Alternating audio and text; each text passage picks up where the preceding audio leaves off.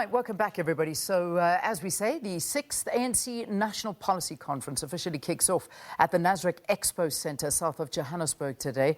And Party President Cyril Ramaphosa is expected to address the gathering later on this morning. So the policy indaba of the governing party is called to review policies made at the last conference and to track their implementation. So it's going to propose amendments to current policies if the need arises, and make proposals on new policies. This is in preparations for the 55th National Conference that is planned for December. Well, Sakina Kamwendo is there this morning. Let's get a little bit of a preview from her and find out a little bit more about what to expect and, of course, get some analysis on the weekend ahead. Good morning, SK. How are we doing out there? Well, good morning, Leanne. It's crisp. I won't say it's cold. I'm channeling positive energy here.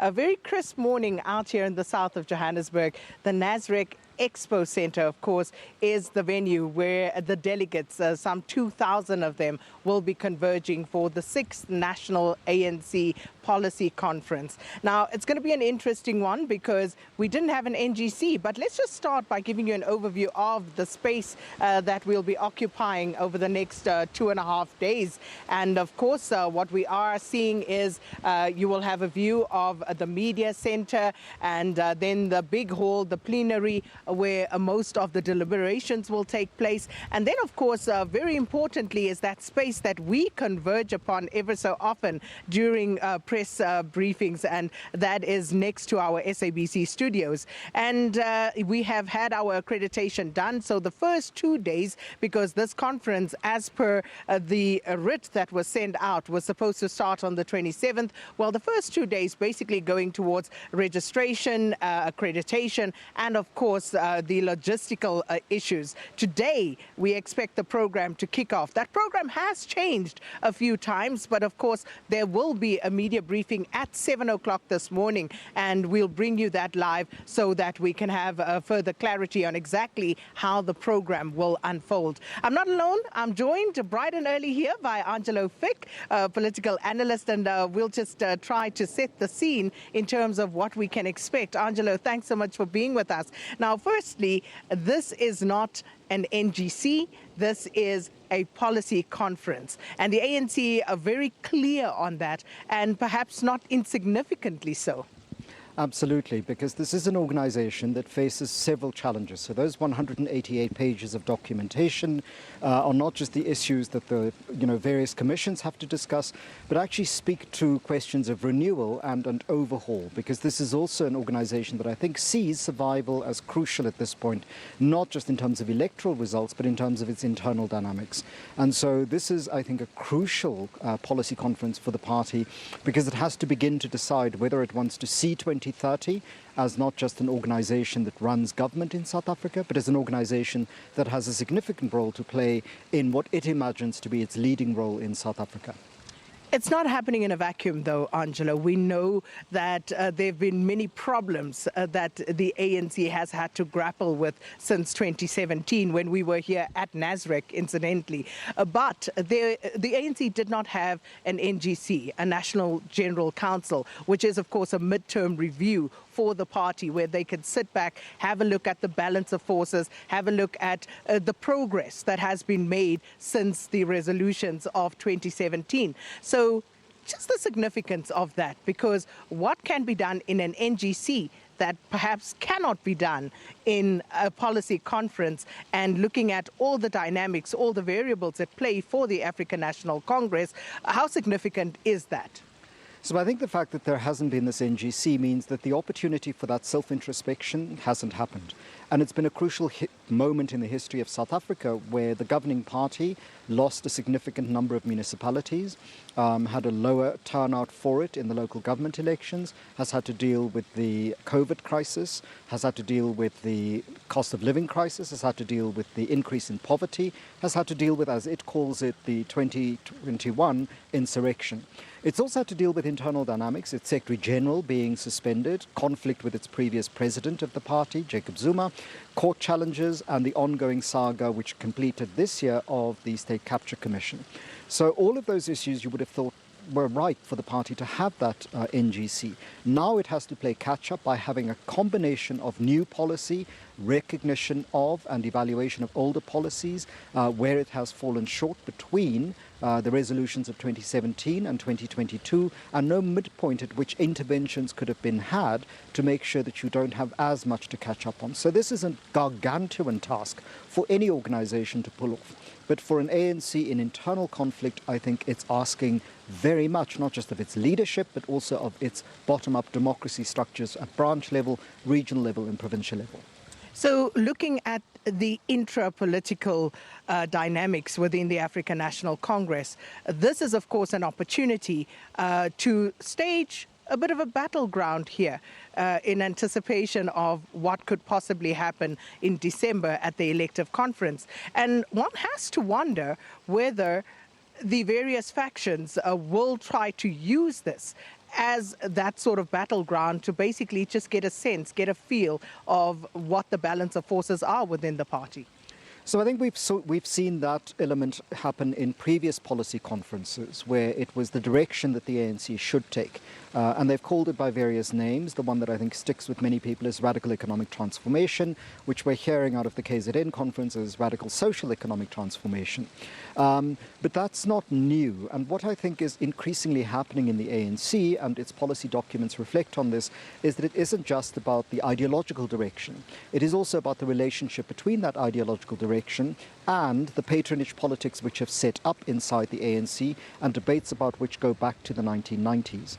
And so those networks, the money that's involved, the positions that are involved, are increasingly at risk as the electoral returns of the party diminish, which means fewer of the cadres who can be deployed into positions in government will be deployed, because fewer people, there'll be a sort of smaller proportion given the representational electoral system in South Africa. There must also be nervousness about electoral reform and what that will mean for those in the party being deployed into government.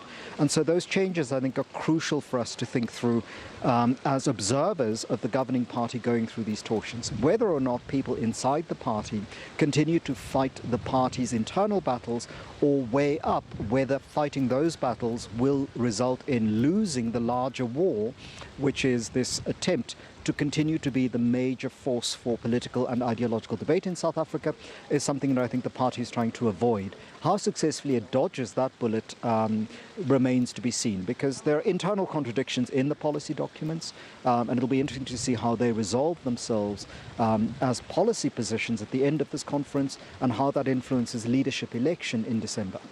So it's going to be interesting if you look at how things kicked off during the gala dinner, with ANC employees staging a picket because they haven't been paid. You speak of the diminishing revenue to the party. And one of the questions that I've been grappling is looking at the Zondo Commission, the Commission of State Capture, or allegations into allegations of state capture, and whether that has any direct correlation with the dwindling financial fortunes of the African National Congress. So the discussion papers point to some of these issues. So one of the issues raised is the relationship between the organization and the middle classes, which would be a source of income as membership. Another is the relationship between the organization and organized capital, and the tension there of either being captured by capital or capturing capital. And then the third issue is that while the organization continues to want to be the representative of Black and particularly African working class people, the problem is, given the unemployment rate in South Africa and given the kinds of unemployability that we've seen among younger people, there is a real loss of income there, because if people don't have jobs and can't have income, how do they pay their party dues? So the party's income is an issue for it. I think it recognizes this, has recognized it for a while. But it's also, I think, a tension in a global environment in which there has to be some kind of game playing and trade-off, because the ANC has always stood between its alliance partners, the SACP and the COSATU, the Congress of South African Trade Unions, and multinational capital in the neoliberal order. And that trade-off hasn't always worked well internally. And in that sense, the ANC in government isn't unique in the world. many governing parties that say they speak on behalf of the left and the poor stand in this tension. And what's happened in addition in South Africa is that state capture that you refer to, which is that complex relationship of rent-seeking, of corruption, of the corrupting of accountability. And the question then is the governing party more responsive and responsible to those who elect it, or does it become like governing parties in places like Spain, other parts of the world, where they're more kind of, shall we say, responsive to the needs of capital, of big business people who fund the party. And we've seen the consequence of that in the United Kingdom at the moment, where the billionaires who own the Conservative Party more or less run what the policy positions are. And the ANC is, I think, trying to resist that, because if it goes in that direction, its electoral returns will collapse. How successfully have they been able to do that, though? If you listen to the alliance partners, for example, coming out very strongly, especially in the lead up to this particular policy conference, about their views on capital, for example, and monopoly capital in South Africa. The banks, I remember Blade and Zimande during the SACP Congress coming out very strongly, speaking about the influence of the banks, for example. And many people have said over many years that banks, for example, in South Africa are corporate super citizens. They do as they please. But have they captured the African National Congress sufficiently so that they are the ones calling the shots at this point? I don't think we're at that point yet, but the alliance partners have to ask themselves some tough questions as well, because one, they've served and their leaders have served in government positions. They've served in cabinet. So it's one thing for Blade and Zimande to point the finger at the ANC, but he was the Minister of Higher Education in several administrations. And some of his positions in that portfolio have been rather, shall we say, very neoliberal. He is, after all, famous for, letting slip that moment of students must fall when young people were agitating for fee-free higher education. And so this notion of it's simply the ANC's fault and the alliance partners have no relationship to it, that needs to be, I think, undone. Secondly, is also the question of the way in which the alliance partners have repeatedly threatened. The SACP said it would stand alone in elections and then it would backtrack at the last minute. So it is itself responsible. Those partners are responsible for the policy positions taken. And as much as the ANC in these discussion documents critique neoliberalism, many of its policies have drawn that out. So we're not yet at a point where corporate South Africa owns the governing party.